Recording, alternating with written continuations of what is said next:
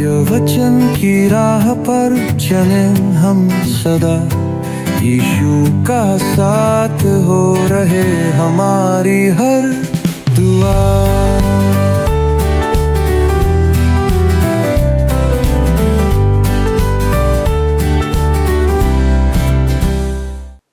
प्रिय दर्शकों, आप सभी को प्रभु यीशु में नमस्कार।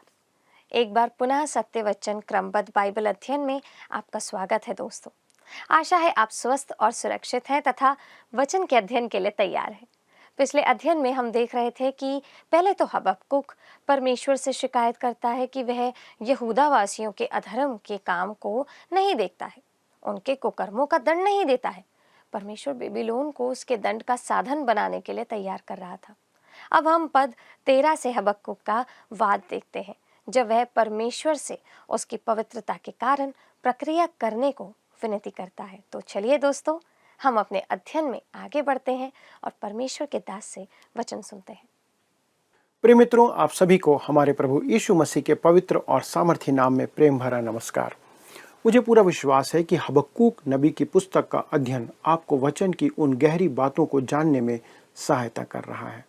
हमने पिछले अध्ययन में देखा था कि पहले तो हबक्कुक परमेश्वर से शिकायत करता है कि वह यहूदा वासियों के अधर्म के काम नहीं देखता है, उनके कुकर्मों का दंड नहीं देता है। अब जब परमेश्वर ने उससे कहा कि वह बेबीलोन को उसके दंड का साधन बनाकर लाएगा, तो उससे भी उसे समस्या हो गई कि परमेश्वर एक अन्य जाति देश को जो यहूदा से कहीं अधिक दुष्ट है, अपने दंड का साधन क्यों बना रहा है। परमेश्वर के भेद कोई नहीं जानता मित्रों। उसने दुष्ट अशूरों के द्वारा इस्राएल को दंड दिया और फिर उनका सर्वनाश कर दिया। अब वह बेबीलोन के द्वारा यहूदा को दंड देकर उसका भी सर्वनाश करने जा रहा है। अब आइए हम हबक्कुक का वाद देखते हैं कि वह पहले अध्याय के पद 13 में क्या कहता है। लिखा है, तेरी आंखें ऐसी शुद्ध है कि तू बुराई को देख नहीं सकता और उत्पात को देखकर चुप नहीं रह सकता। फिर तू विश्वासघातियों को क्यों देखता रहता है, और जब दुष्ट निर्दोष को निगल जाता है तब तू क्यों चुप रहता है। दोस्तों, हबक्कुक कहता है कि तेरी आंखें ऐसी शुद्ध है कि तू बुराई को देख ही नहीं सकता और उत्पात को देखकर चुप नहीं रह सकता। दोस्तों, यह सच है कि परमेश्वर पवित्र है और वह बुराई को सहन नहीं कर सकता। यही कारण है कि हम पाप करके स्वर्ग नहीं जा सकते। यही कारण है कि हमें उन पापों की क्षमा लेना प्राप्त करना आवश्यक है। हम सबको मेमने के लहू से शुद्ध होने की आवश्यकता है। हमें नए जन्म की आवश्यकता है। हमें नया स्वभाव उभरना चाहिए। धर्म के कामों से मनुष्य के पाप नहीं धुलते हैं। जैसा निकोदेमुस से प्रभु यीशु मसीह ने कहा, निकोदेमुस जैसे धर्मी मनुष्य को भी एक नया जन्म पाने की आवश्यकता थी। प्रभु यीशु मसीह जो मरकर फिर जी उठा, केवल उसी का लहू हमें पापों से धोकर शुद्ध करता है। परमेश्वर अपराध को सहन नहीं करता। यही कारण है कि पाप मोचन या पाप क्षमा के बिना आप स्वर्ग में प्रवेश नहीं कर पाएंगे। आप देख सकते हैं कि परमेश्वर आपको क्षमा इसलिए करता है क्योंकि उसके पुत्र ने आपके पाप उस क्रूस पर उठा लिए। परमेश्वर भावनात्मक वृद्ध पुरुष नहीं है जो आपको दंड नहीं देगा। वह पाप को कभी स्वीकार नहीं करता है। इससे पूर्व कि वह आपको ग्रहण करे, आपको स्वर्ग में स्थान दे, जगह दे, आपको पाप से मुक्त होना आवश्यक है। तब आगे हबक्कुक कहता है, और उत्पात को देखकर चुप नहीं रह सकता। दोस्तों, आप उन बेबीलोन वासियों पर भरोसा नहीं कर सकते। वे पापी और दुष्ट हैं, वह सही कहता है, परंतु परमेश्वर उनसे अपना उद्देश्य, अपना काम पूरा करवाता है। यह बात बहुत भयभीत करने वाली है। दोस्तों, आप ऐसा विचार भी मन में ना लाएं कि परमेश्वर किसी दुष्ट राष्ट्र का उपयोग किसी अन्य राष्ट्र को दंड देने के लिए नहीं कर सकता। ऐसा नहीं है। आप देख सकते हैं कि परमेश्वर संसार के देशों से बहुत ही रोचक तरीके से व्यवहार करता आया है। संसार में हो रही घटनाओं को देखकर मैं अनुमान लगा सकता हूं कि परमेश्वर आज भी अपने काम में व्यस्त है। आप और मैं यह सोचकर भयभीत हो सकते हैं कि आगे क्या होने वाला है, लेकिन परमेश्वर भयभीत नहीं है। वह अभी भी प्रभारी है, इंचार्ज है, कुछ भी उसके नियंत्रण से बाहर नहीं है। वह अभी भी इस संसार को चला रहा है। दोस्तों, आगे लिखा है, फिर तू विश्वासघातियों को क्यों देखता रहता है, और जब दुष्ट निर्दोष को निगल जाता है तब तू क्यों चुप रहता है। मित्रों, यहाँ पर हबक्कूक गलत कहता है। मनुष्य कभी किसी से अधिक धर्मी नहीं हो सकता, क्योंकि कोई भी धर्मी नहीं है। इस स्थान पर उसे ऐसा कहना चाहिए था, मनुष्य जो उससे सबसे बड़ा पापी है। परमेश्वर ने ऐसा तो नहीं कहा कि वह इस आधार पर दंड देगा। मित्रों, परमेश्वर अपने लोगों को दंड देने के लिए बेबीलोन को साधन बनाने वाला था। अब हम परमेश्वर के वचन में एक अति उत्तम अंश पर आते हैं, जो हमें पद 14 से 16 में मिलता है। आइए हम मिलकर पढ़ें। तू क्यों मनुष्यों को समुद्र की मछलियों के समान और उन रेंगने वाले जंतुओं के समान बनाता है, जिन पर कोई शासन करने वाला नहीं है। वह उन सब मनुष्यों को बंसी से पकड़कर उठा लेता और जाल में घसीटता और महाजाल में फंसा लेता है। इस कारण वह आनंदित और मगन है। इसलिए वह अपने जाल के सामने बलि चढ़ाता और अपने महाजाल के आगे धूप जलाता है, क्योंकि इन्हीं के द्वारा उसका भाग पुष्ट होता और उसका भोजन चिकना होता है।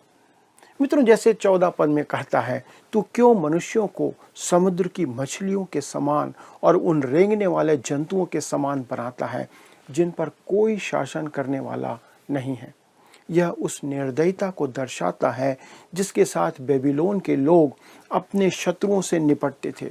उन्हें समुद्र की मछली या मिट्टी में रेंगने वाले चीजों के रूप में वे मानते थे, जिनके पास बचाव का कोई साधन नहीं होता।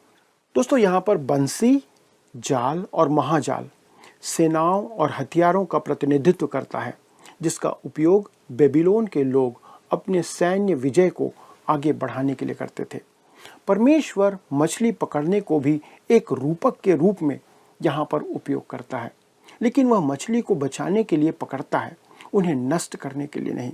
आपको याद होगा कि प्रभु यीशु मसीह ने अपने कुछ शिष्यों से, जो मछुआरे थे, उनसे कहा, मत्ती 4:19 में, मेरे पीछे चले आओ तो मैं तुमको मनुष्यों के पकड़ने वाले बनाऊंगा। मेरे दोस्तों, मेरे लिए दुनिया का सबसे बड़ा काम मछुआरा होना है, और मैं यही होने का दावा भी करता हूँ। हमें अपने समय में मनुष्यों के लिए मछली पकड़नी है, ये हमारी जिम्मेदारी है। तब जब वह कहता है, इसीलिए वह अपने जाल के सामने बलि चढ़ाता और अपने महाजाल के आगे धूप जलाता है। बेबीलोन के लोग अन्य जाति थे जो अपनी सफलता का श्रेय सच्चे और जीवते परमेश्वर को नहीं देते थे। मित्रों, यदि आपके पास भोजन की बहुतायत है तो वह परमेश्वर की आशीष है, क्योंकि परमेश्वर भला है, हमने सुना। वही हमारे लिए प्रावधान करता है। तब आगे 17 पद में हम आते हैं, जहाँ पर लिखा है, परंतु क्या वह जाल को खाली करने और जाति जाति के लोगों को लगातार निर्दयता से घात करने से हाथ ना रोकेगा। हबक्कूक परमेश्वर से प्रश्न पूछता है, क्या तू उन्हें भविष्य में भी मनुष्यों के विनाश की अनुमति देगा या साधन बनाएगा? परमेश्वर कहता है, नहीं, मैं केवल यहूदा के पापों के दंड के लिए उसे भेजूंगा और उसे उपयोग करूंगा, और फिर मैं बेबीलोन को दंड दूंगा। परमेश्वर ने ठीक ऐसा ही किया, और आज हमारे दिनों में बेबीलोन धूल और मलबे के नीचे दबा हुआ है। यह एक मूक गवाही है, वरन प्रभावशाली गवाही है कि परमेश्वर बुराई का दंड देता है। आइए अब हम हबक्कूक के प्रश्न को आज की परिस्थिति में पूछकर देखते हैं, जब वो कहता है, परमेश्वर बुराई क्यों होने देता है? इसका उत्तर है, क्योंकि वह धीरजवंत है। वह नहीं चाहता कि कोई मनुष्य नाश हो। उसने हमें एक क्रूस, एक उद्धारकर्ता दिया है कि कोई नाश ना हो। यह उसने प्रभु यीशु मसीह के प्रथम आगमन पर पूरा कर दिया। हबक्कूक का दूसरा प्रश्न था, परमेश्वर दुष्ट को दंड क्यों नहीं देता? और इसका उत्तर प्रभु यीशु के दूसरे आगमन पर हमें मिलेगा, जब वह पाप का दंड देगा। परमेश्वर ने सब बातों के लिए समय निर्धारित कर रखा है। हमें इन दोनों प्रश्नों के उत्तर का अपेक्षित महत्व देखना चाहिए। पहली बार प्रभु यीशु कांटों का मुकुट पहनने और क्रूस पर जान देने के लिए आया था, पर दूसरी बार जब वह आएगा तब वह महिमा का मुकुट पहनकर आएगा और पृथ्वी पर राज्य करने के लिए राजदंड पकड़ करके आएगा। दोस्तों, इस प्रश्न को वैयक्तिक या पर्सनल बनाने के लिए हम पूछ सकते हैं, आप पूछ सकते हैं, परमेश्वर मुझे इस कष्ट में क्यों डालता है? मैं आपके संबंध में इसका उत्तर तो नहीं जानता, परंतु परमेश्वर के पास इसका उत्तर अवश्य है। मित्रों, हमें अपने सृजनहार से प्रश्न करने का अधिकार है। आप पूछ सकते हैं। अकिंचन मानव को स्वर्ग की ओर देखकर पूछने का क्या अधिकार है कि तू ऐसा क्यों करता है? परमेश्वर अपनी प्रसन्नता के लिए इस जगत को अपनी इच्छा से चलाता है। हमें बस उस पर भरोसा रखना है। मित्रों, हमारे जीवन में भी बहुत से प्रश्न हो सकते हैं जिनका उत्तर आज हमारे पास नहीं है, पर मुझे पूरा विश्वास है कि एक दिन वह हमें इसका उत्तर जरूर देगा। यह है परमेश्वर पर भरोसा रखना। दोस्तों, इसी के साथ यहाँ पर अध्याय 1 समाप्त होता है। अब आइए हम अध्याय 2 में आगे चलते हैं और अध्याय 2 का विषय है हबक्कूक की धारणा। अध्याय 1 में हमने हबक्कूक की उलझन और व्याकुलता देखा था।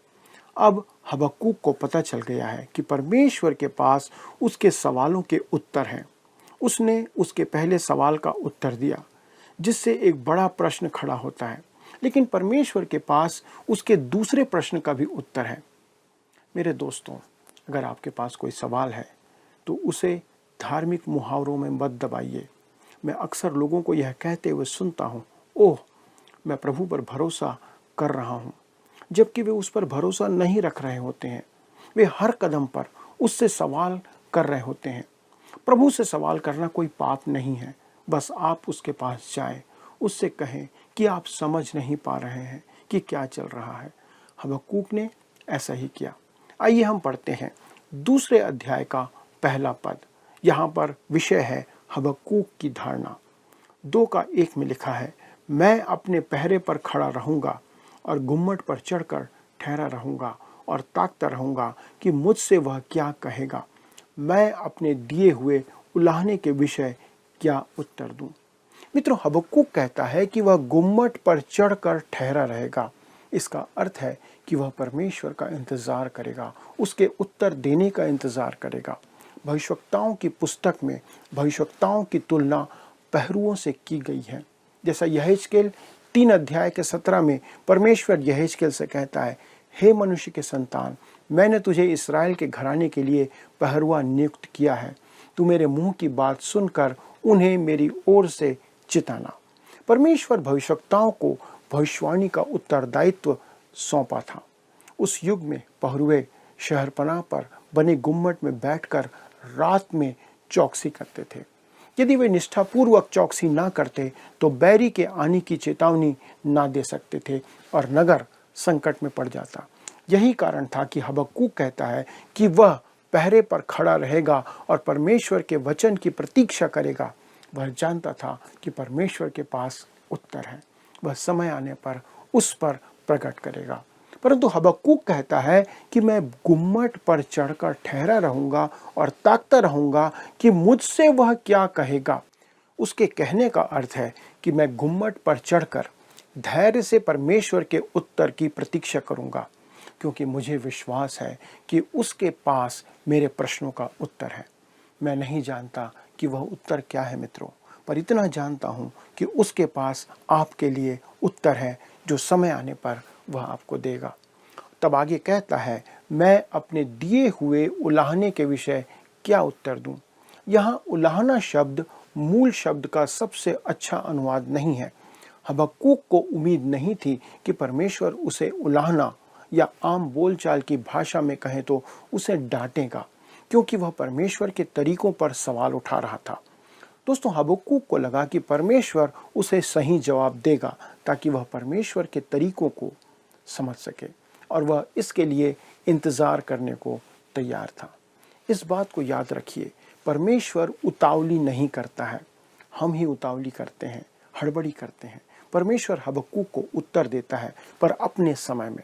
उदाहरण के लिए विश्वासी प्रभु यीशु के शीघ्र आने की चर्चा करते हैं, परंतु वचन में हमें ऐसा देखने को नहीं मिलता है। प्रकाशित वाक्य 22 अध्याय के 7 में प्रभु यीशु कहते हैं कि वह शीघ्र आने वाला है, परंतु वह व्यक्त घटनाओं के पूरा होने के बाद शीघ्र आएंगे, इस बात को वो कहता है। मित्रों, प्रभु यीशु के आगमन से पूर्व के 7 वर्षों के आरंभ की घटना है कलीसिया का उठाया जाना। कलीसिया के प्रस्थान के बाद घटनाओं के घटने में विलंब नहीं होगा।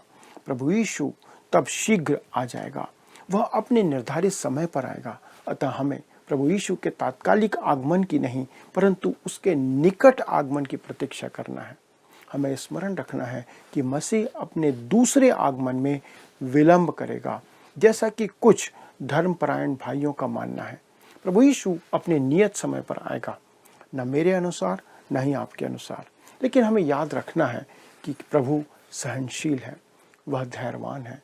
वे नहीं चाहते कि कोई नाश हो। और हबक्कूक के दिनों में बेबीलोन में लोगों का एक समूह था जिसे परमेश्वर बचाने जा रहा था।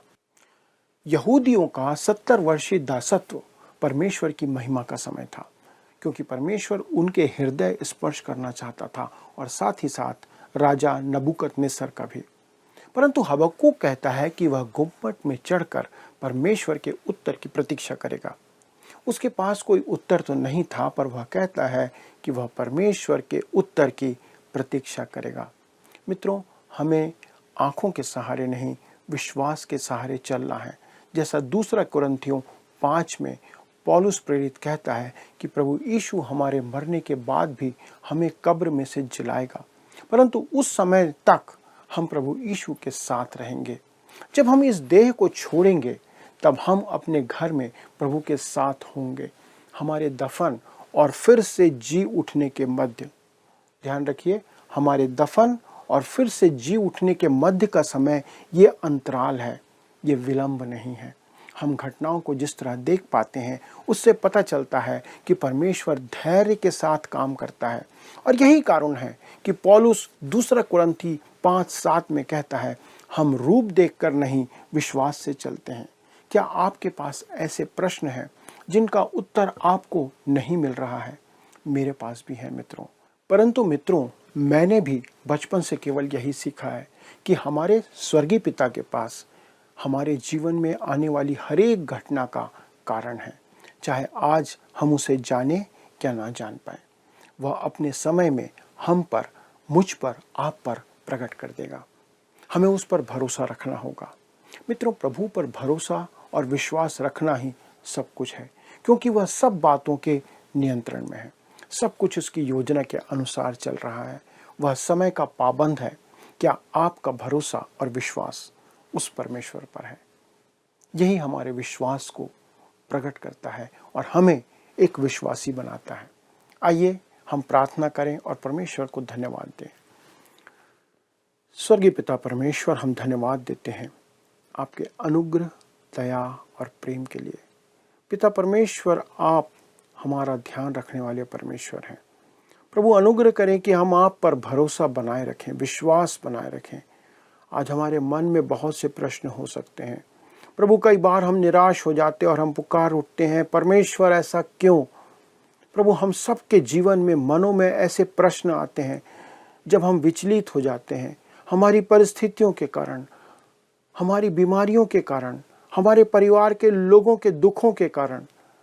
परंतु प्रभु, हमारा धैर्य आप में बना रहे, हमारा भरोसा आप में बना रहे। प्रभु, हमारे सभी दर्शक के लिए आज विनती करते पिता, किसी भी कारण से उनका भरोसा ना टूटे। प्रभु, वे रास्ते में हार कर रह न जाएं, थक कर रह न जाएं, परंतु अपना भरोसा अंतिम क्षण तक आप पर बनाए रखें, क्योंकि प्रभु आप उनके परमेश्वर हैं, आप उनके सृष्टिकर्ता हैं, आपने उनका हाथ थामा है।